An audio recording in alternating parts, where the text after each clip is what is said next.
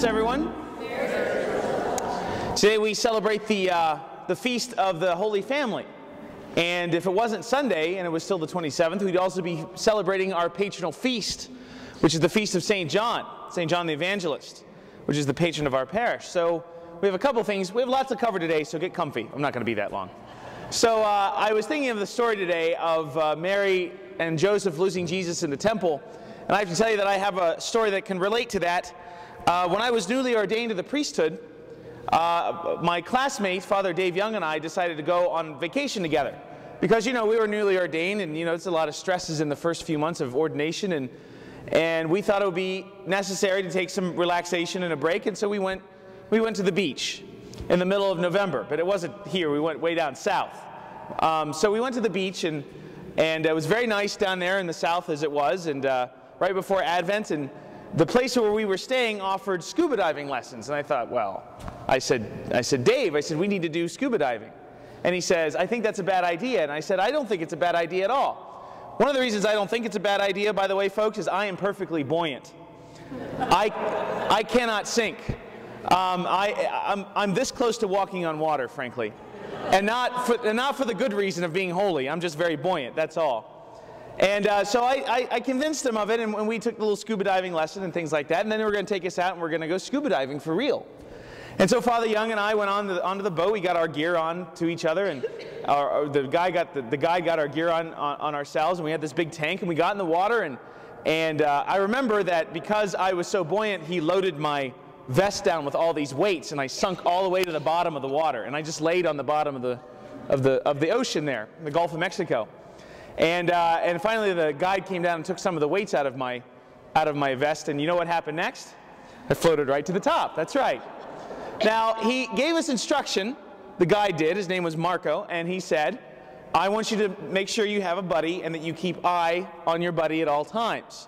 And that should be easy, right? Except when every time I exhaled, I would float to the top, and every time I exhaled, I'd float to the bottom. Every time I'd inhale, I'd float to the top. So I'm just trying just not to float around.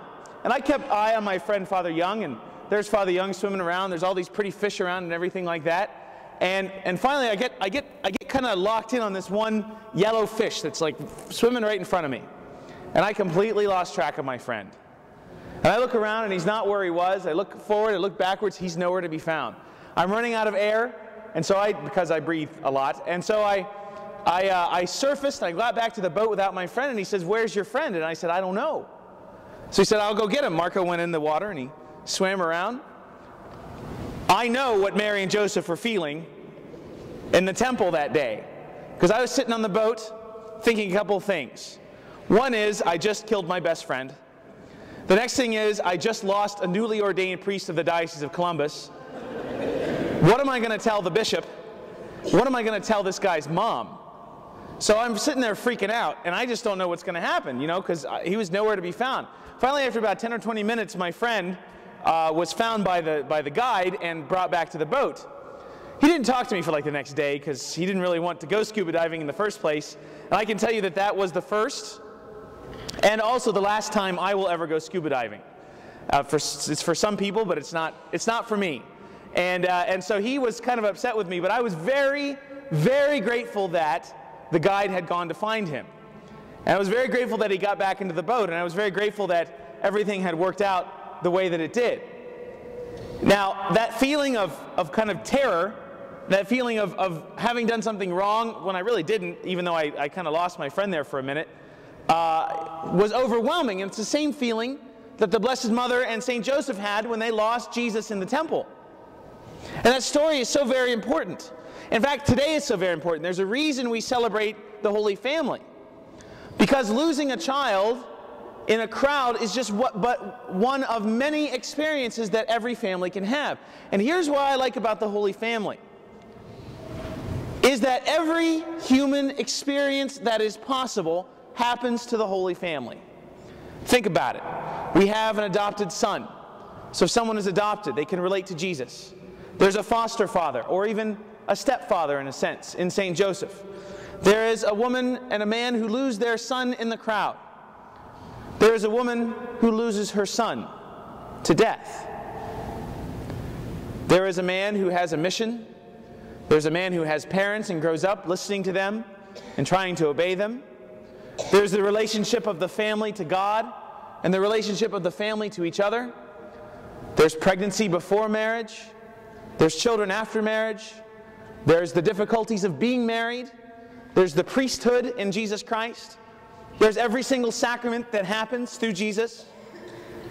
Every conceivable experience that happens to us here on the earth has happened to Mary, Jesus, and Joseph.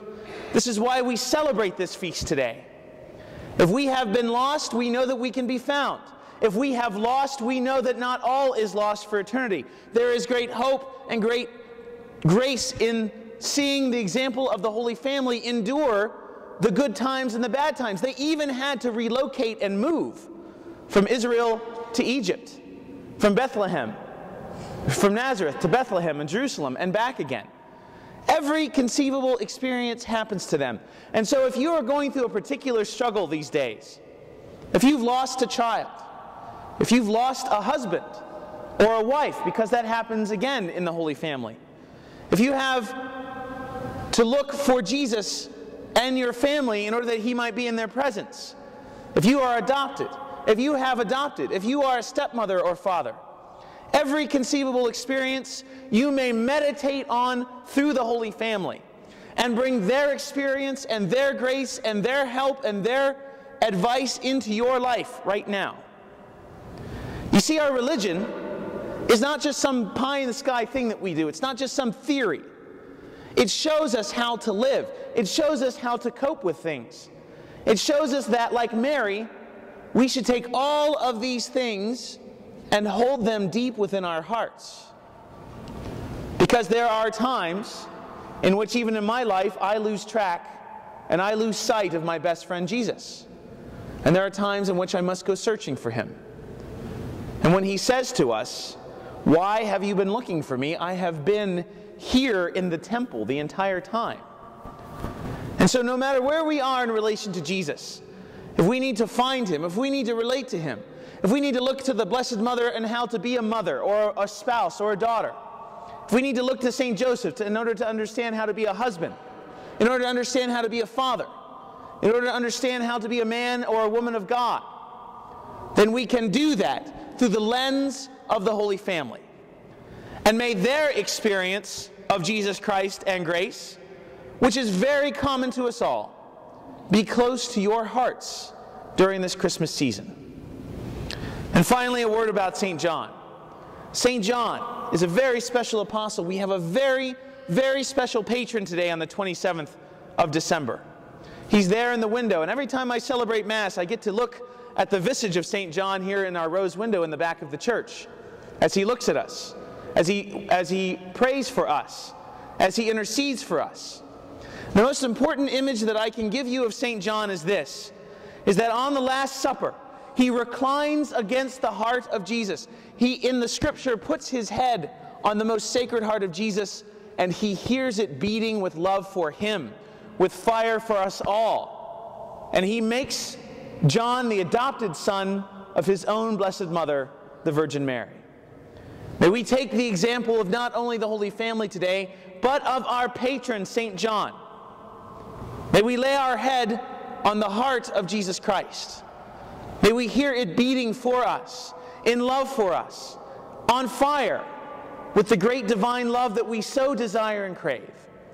And may we integrate and make part of our lives the very love and the grace of the most sacred heart of Jesus. Merry Christmas. Merry Christmas.